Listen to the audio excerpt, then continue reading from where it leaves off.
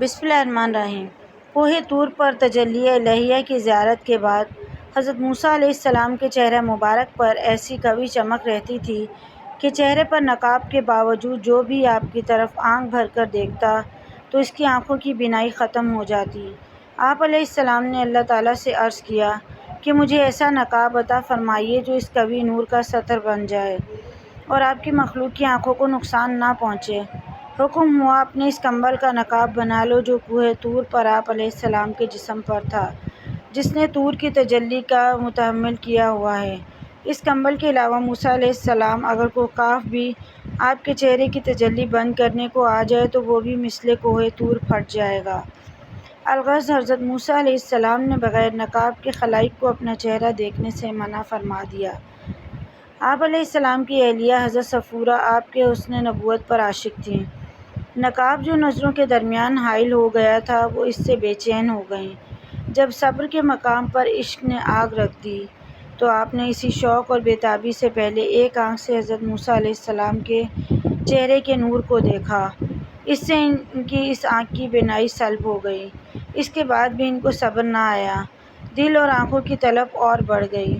نظارہ تجلیات طور کو حضرت موسیٰ علیہ السلام کے چہرے پر دیکھنے کے لیے دوسری آنکھ بھی کھول دی، وہ بھی بے نور ہو گئی۔ عاشقہ صادقہ حضرت صفورہ سے ایک عورت نے پوچھا کہ کیا تمہیں اپنی آنکھوں کے بے نور ہو جانے پر کچھ حسرت و غم ہوا ہے؟ آپ نے فرمایا، مجھے تو یہ حسرت ہے کہ ایسی 100,000 آنکھیں اور بھی عطا ہو جائیں تو میں ان سب کو محبوب کے چہرہ طابع کے دیکھنے میں قربان کر دیتی۔ حضرت صفورہ نے فرمایا، میری آنکھوں سے نور تو چلا گیا مگر آنکھوں کے حلقے کے ویرانے میں حضرت موسیٰ علیہ السلام کے چہرے کا خاص نور سما گیا۔